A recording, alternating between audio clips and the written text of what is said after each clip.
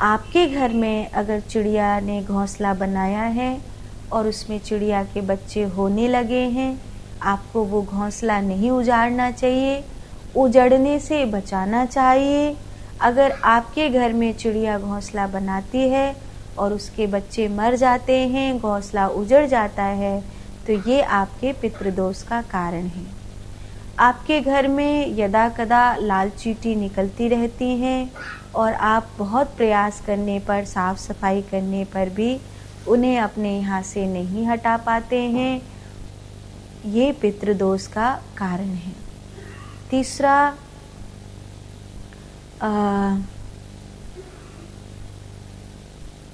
आप या आपके बालक बिना हाथ पैर धोए बिस्तर पर सोने चले जाते हैं और गंदे हाथों से भोजन करने लगते हैं, आचार विचार की शुद्धता नहीं रखते हैं, तो ये पितृदोष का कारण है।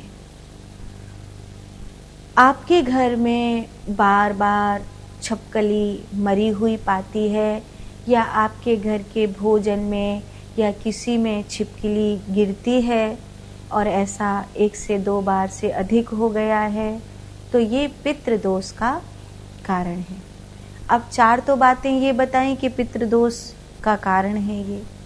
अब इसे निवारण का उपाय सुनो। 5वां, जब कभी किसी तीर्थ में जाएं और उस तीर्थ में माँ गंगा का वास हो, तो अपने घर से चावल लेकर के जाएं और चावल और नारियल को गंगा मैया को समर्पित करें। वहाँ के जो कोई पंडा पुजारी हों उनको कुछ दान दक्षिणा दें और गंगा मैया से प्रार्थना करें और अपने पितरों पूर्वजों को निवेदन करें कि आप गंगा मैया में पवित्र होकर नया जन्म धारण करें, पितृलोक धारण करें, क्योंकि मैं आपकी मुक्ति का कारण नहीं बन पा रही हूँ। प्रारब्ध तो तभी तक सिद्ध होता है जब तक देह में आत्मा की भावना रहती है, और देह में जब आत्म भाव रहता है, देहात्म भाव मुमुक्षु के लिए इष्ट नहीं है। इसीलिए प्रारब्ध की आस्था को छोड़ देना चाहिए।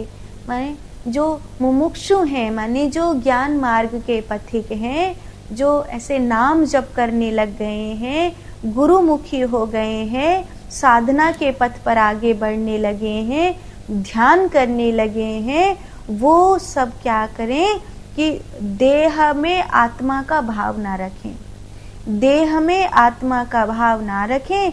जब देह में आत्मा का भाव नहीं रखेंगे तो उनको प्रारब्ध में ऐसा विश्वास नहीं होगा, प्रारब्ध में आस्था नहीं होगी कि तो होगा ही होगा, ऐसा नहीं।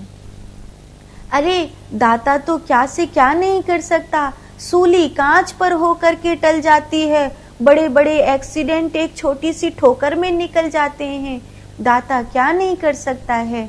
इसीलिए आप प्रारब्ध पर आस्था मत रखिए।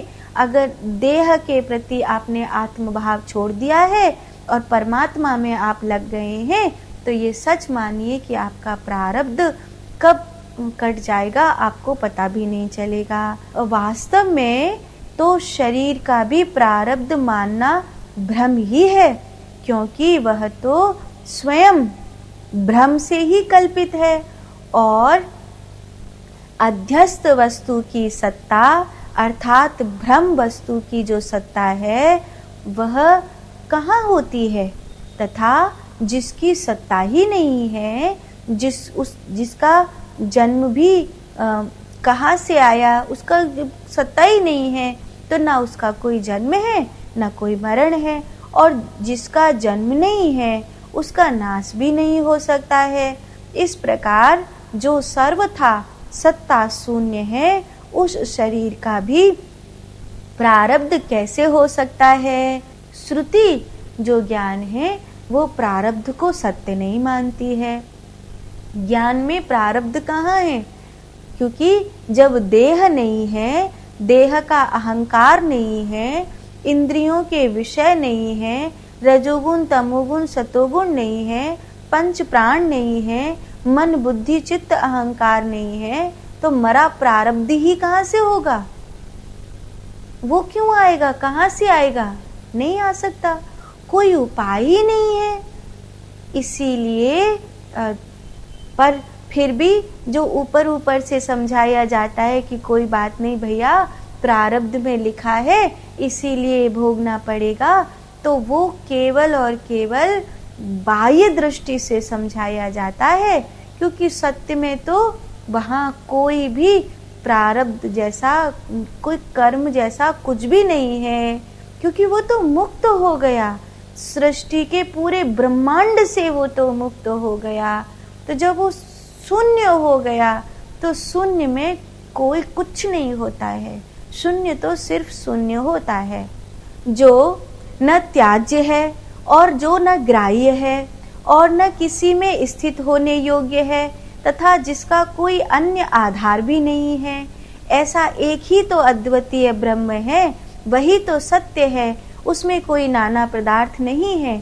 फिर तुम्हें ध्यान में प्रवेश करने में क्या कठिनाई है?